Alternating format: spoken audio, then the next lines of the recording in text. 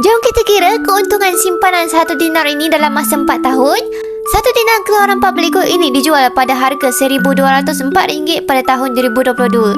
Hari ini selepas 4 tahun, jika 1 dinar ini dijual semula kepada public gold, tuan-puan akan dapat bayaran bersih sebanyak RM2,624 selepas tolakan spread 9%.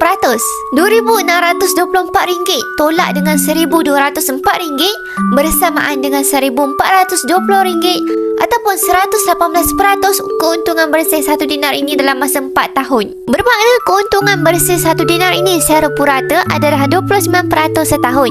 Jika tuan-puan simpan RM1,204 di ASB dengan dividen secara purata adalah 5.2% sepanjang 4 tahun yang lalu, tuan-puan hanya akan untung sebanyak RM250 ataupun 5.7 kali ganda kurang berbanding keuntungan emas.